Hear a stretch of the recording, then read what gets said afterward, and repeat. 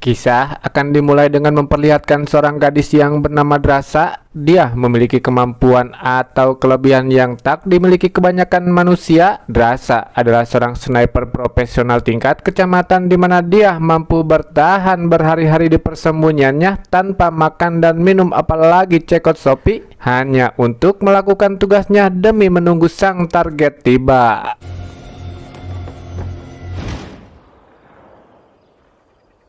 Beralih ke sisi lain, kita akan diperkenalkan dengan seorang pria yang bernama Levi. Dirinya adalah seorang mantan anggota militer yang sama hal seperti Drasa. Levi juga memiliki kemampuan menembak yang cukup baik yang selama karirnya sebagai sniper, Levi tak pernah meleset untuk membidik para targetnya.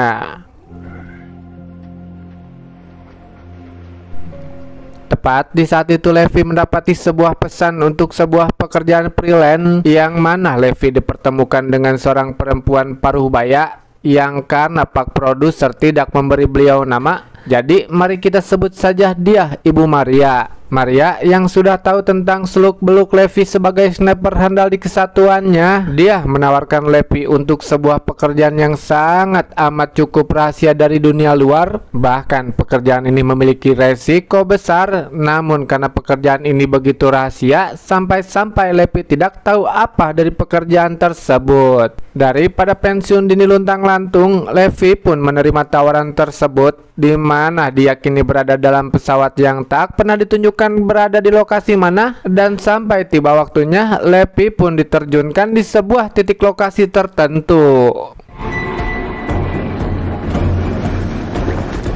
Lewati gunung, lewati lembah, sungai mengalir indah ke samudra. Levi yang sudah beberapa hari menempuh perjalanan, kini dirinya bertemu dengan seorang pria yang akan ia gantikan pekerjaannya.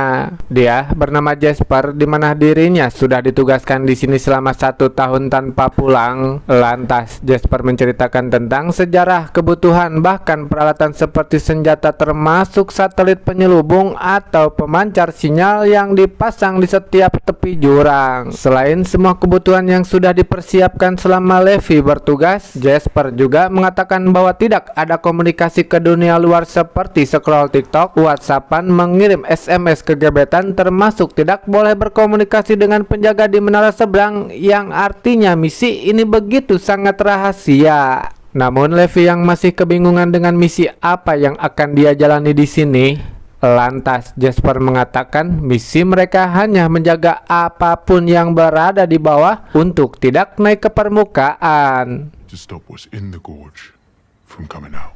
Di mana Jasper melemparkan sebuah granat kecil ke tepi jurang dan terdengar suara yang sangat amat menyeramkan yang entah apa makhluk tersebut.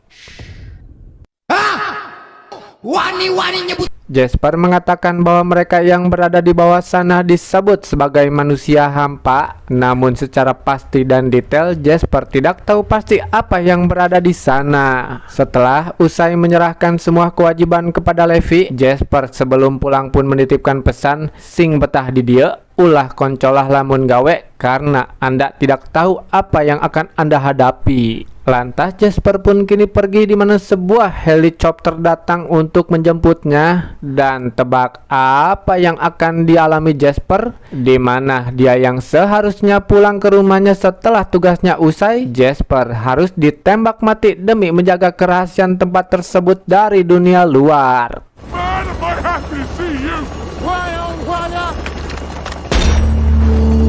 Hari-hari sebagai penjaga tower pun kini Levi jalani sebagai rutinitasnya, seperti pengecekan antena penyelubung, memastikan senjata berfungsi dengan normal, pagar kawat yang tetap aman, dan memberikan laporan setiap 1 bulan sekali.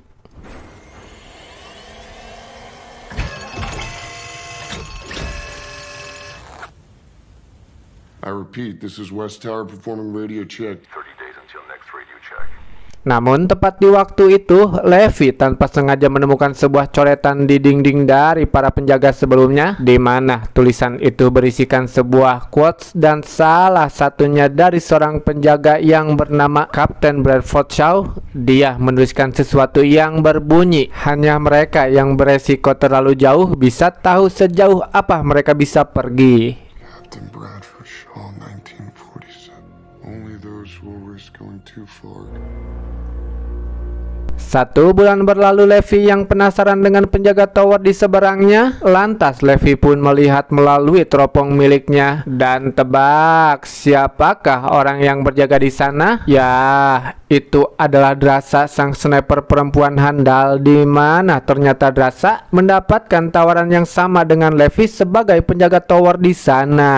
Mengejutkan, Drasa berada di sana, yang artinya orang-orang yang mendapatkan tawaran untuk bekerja di sana adalah orang-orang yang memiliki keahlian dan kemampuan yang bukan kaleng-kaleng. Dan saat puting tiba, mereka kini untuk pertama kalinya melakukan komunikasi melalui sebuah tulisan di kertas. Bahkan karena mereka sama-sama memiliki kemampuan yang sama, yaitu sebagai sniper, mereka pun beradu kemampuan akurasi menembak untuk mengetahui siapakah yang paling handal.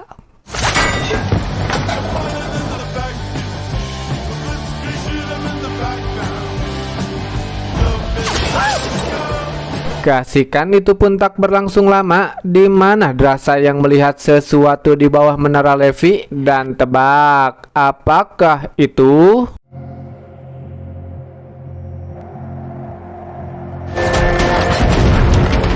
Aha, beberapa makhluk muncul dari dalam jurang, yang mana inilah alasan mengapa mereka sampai ditugaskan di sini, agar makhluk-makhluk tersebut tidak keluar dari dalam jurang. Pembantaian pun terjadi di mana Drasa yang mulai membantu Levi dengan senjata dreadednya. Sampai tiba-tiba Drasa merasakan sesuatu yang memanjat menuju menara yang ia jaga. Dan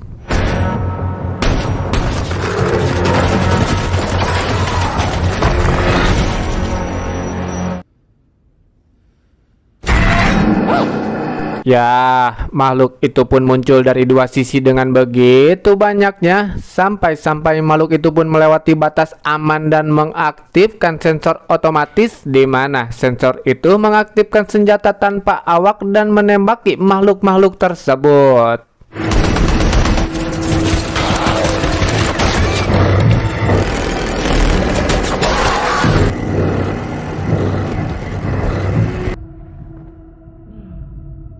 Keesokan harinya, Levi mulai membetulkan semua kerusakan yang terjadi, seperti memperbaiki pagar yang rusak, memasang kembali granat gantung. Namun saat Levi berada di tepi jurang, tiba-tiba muncul sebuah benda persis seperti sebuah drone. Namun Levi dan Drasa tidak mengetahui pasti apa fungsi dan tujuan benda tersebut, di mana benda itu pun pergi sak ngeunahna dewe.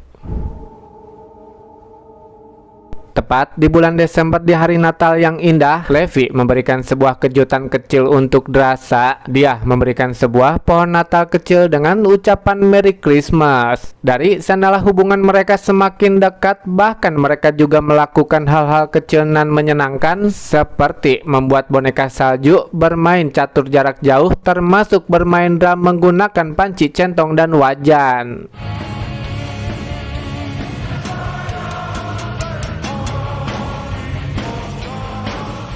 Beberapa bulan berlalu, tepatnya di bulan Februari, Levi yang tengah patroli tidak melihat keberadaan Drasa berpatroli seperti biasanya. Lantas dia pun menanyakan hal tersebut, di mana Drasa mengatakan bahwa hari ini sulit, andai kau bisa berada di sini denganku. Terngiang-ngiang dengan keadaan Drasa yang tengah bersedih, Levi teringat petuah dari Kapten Bradford Shaw yang berbunyi, hanya mereka yang beresiko terlalu jauh bisa tahu sejauh apa mereka bisa pergi. Dari petuah itu pun hal gila akan Levi lakukan, yang mana dirinya mulai mengumpulkan perabotan yang bisa ia gunakan untuk menyeberangi jurang tersebut. Tak kala Levi menggunakan sebuah roket yang ia buang bahan peledak dari roket tersebut, lalu ia ikatkan dengan tali dan langsung meluncurkannya.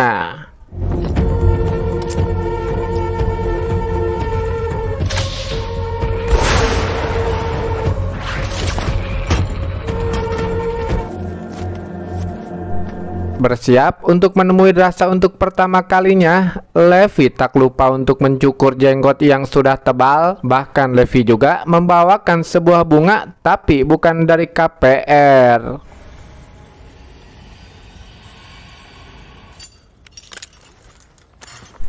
Pertemuan ini pun berlanjut dengan makan malam hingga perbincangan tentang pengalaman mereka masing-masing, dan tentunya ending dari pertemuan ini menghasilkan perkembangbiakan di mana saya lagi-lagi harus mengsensor adegan panas di film yang tidak panas.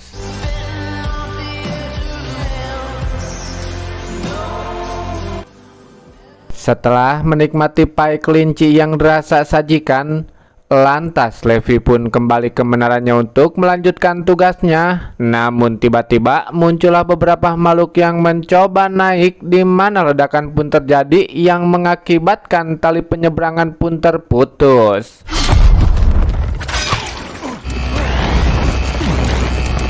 Drasa yang melihat Levi terjatuh pun mengambil beberapa senjata dan sebuah parasut, yang mana dirinya mengambil sebuah resiko besar, yaitu Drasa menyusul Levi demi menyelamatkannya.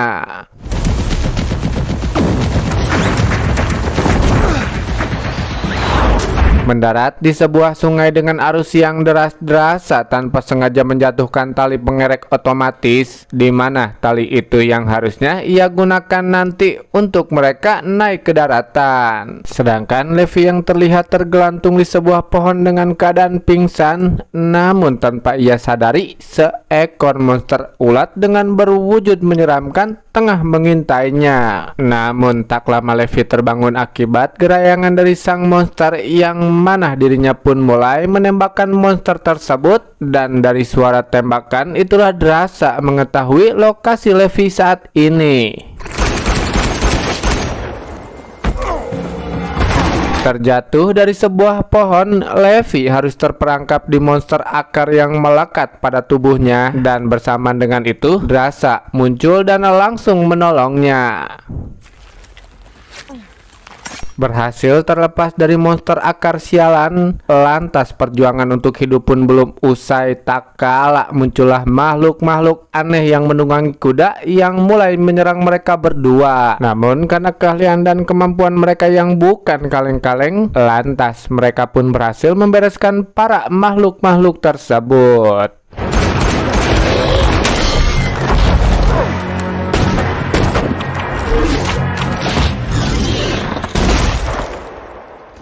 Tiba di sebuah tempat yang mana ini adalah sebuah kota kecil yang telah mati, di mana mereka menemukan hal-hal menyeramkan di sana. Tak kala mereka menyadari sangat amat beresiko berada di luar sana, lantas mereka pun masuk ke sebuah gereja yang diisi para mayat manusia. Levi menyadari bahwa manusia-manusia di sana mati akibat bunuh diri. Itu terlihat dari sebuah wadah yang digunakan bekas racun sianida, yang artinya ada hal yang lebih besar dan menakutkan dari sekedar sianida atau sia aing. Dan saat mereka tengah memeriksa tempat tersebut,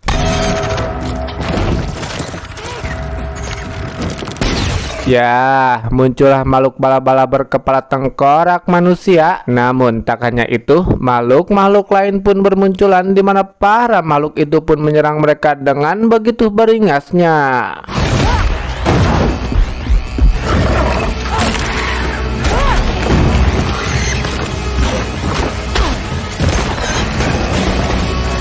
Dibuat ripuh dengan pertarungan yang tiada habisnya, lantas Drasa pun menembakkan bom pelontar yang membuat lubang untuk jalan mereka melarikan diri.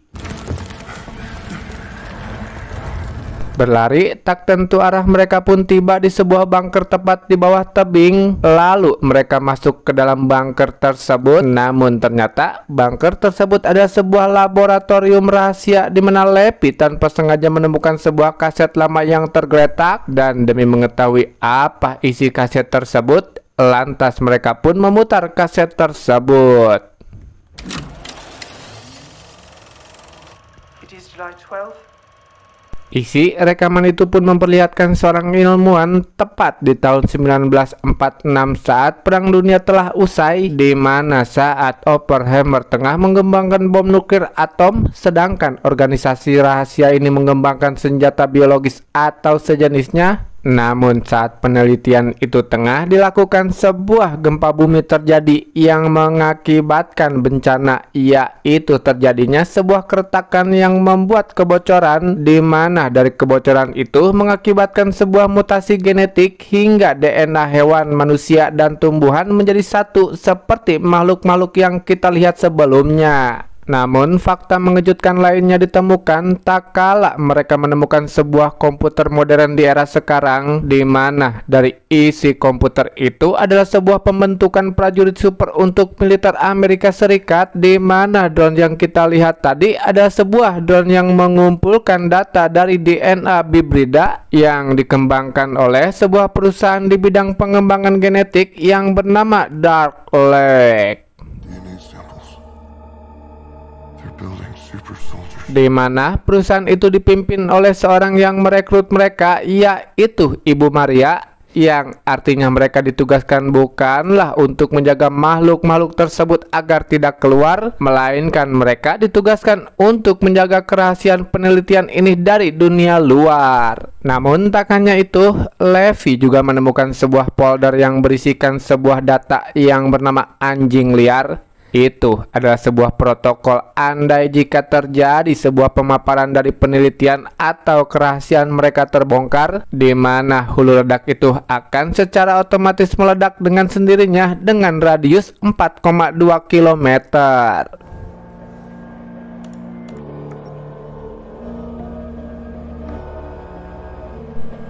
Tak ingin hanya bertahan di bunker tersebut, Levi dan Rasa pun pergi keluar untuk mencari jalan keluar. Namun saat Rasa akan mengambil ranselnya yang tertinggal, dia harus terkena jebakan dari sang makhluk yang menunggangi kuda.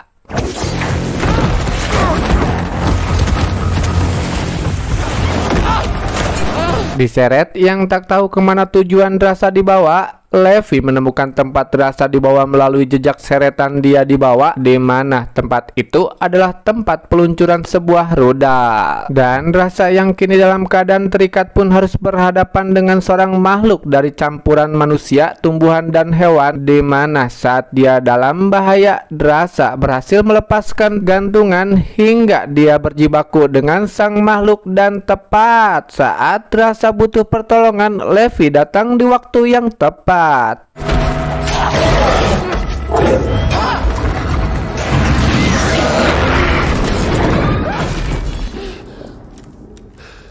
Setelah berhasil membunuh sang makhluk, lantas kini mereka pun harus mencari jalan untuk mereka keluar, di mana jalan tersebut harus melewati sebuah tempat yang dipenuhi dengan pemandangan mengerikan, yaitu sebuah tumbuhan yang memiliki wajah manusia dan bernapas layaknya manusia. Melewati dengan sangat amat penuh kehati-hatian, Rasa tanpa sengaja menginjak salah satu bagian dari makhluk tersebut dan mengakibatkan reaksi yang membuat mereka sibuk sendiri.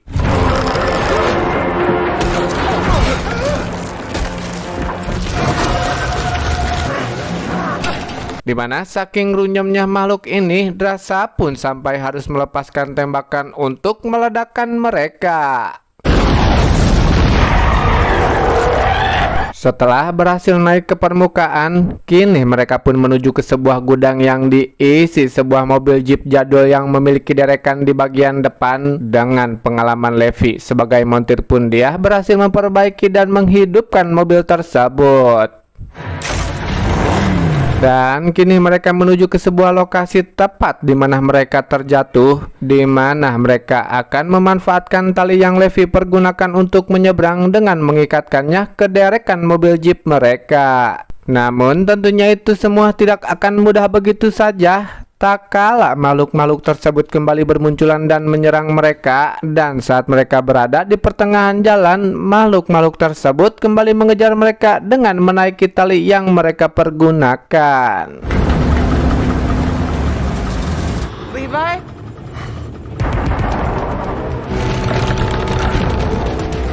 Dibuat kesulitan menghadapi makhluk tersebut, lantas demi menghabisi makhluk-makhluk tersebut, mereka pun menyiramkan sisa bensin yang berada di tangki yang mengakibatkan ledakan dan membakar makhluk tersebut.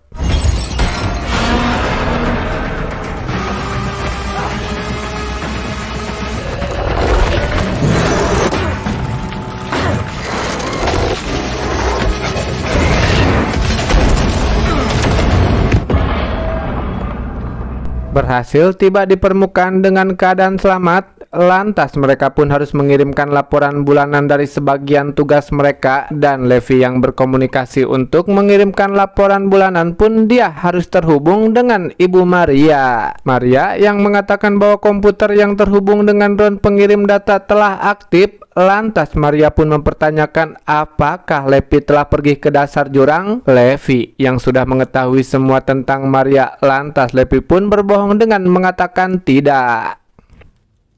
Negative.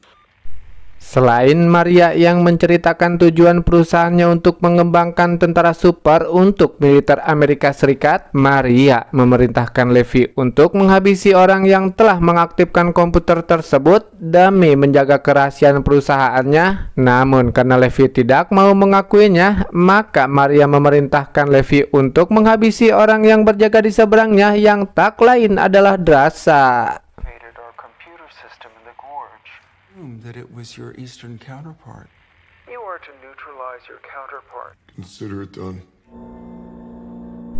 Menyadari hal buruk akan terjadi kepada mereka, kini mereka pun menanam bom peledak di satelit penyelubung demi menyambut kedatangan Maria bersama antek-anteknya.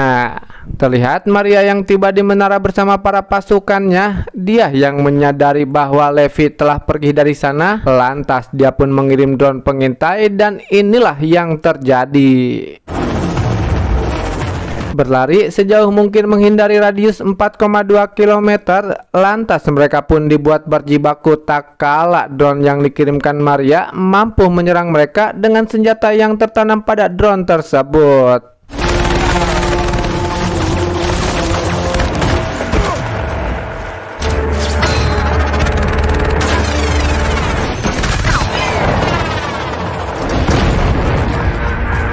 Berhasil membereskan drone sialan kiriman Maria, lantas kini Levi dan Drasa mulai mengambil posisi untuk membidik satelit-satelit penyelubung yang mereka tanami peledak, di mana seperti yang sudah dijelaskan, satelit penyelubung itu berfungsi mencegah pemaparan dari asap kabut tebal, di mana jika satelit itu hancur, maka dengan otomatis akan mengaktifkan sistem keamanan anjing liar yang memiliki ledakan dahsyat dengan radius 4,2 km kurang lebih.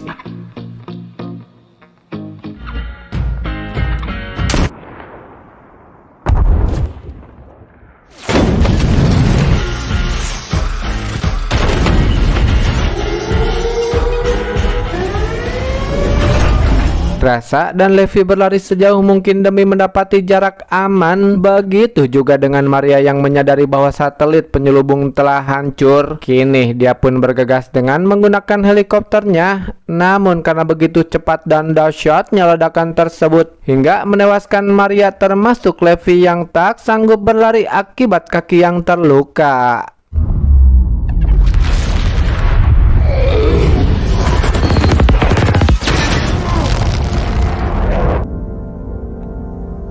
Tersisa hanya Neng Drasa yang terlihat selamat. Kini dia pun melanjutkan hidupnya dengan berpulang ke tempat asalnya. Tepat di bulan April, Drasa yang kini bekerja sebagai waiters, dia mendapati sebuah kejutan tak kala Levi muncul di hadapannya dengan keadaan selamat, dan kini film pun selesai.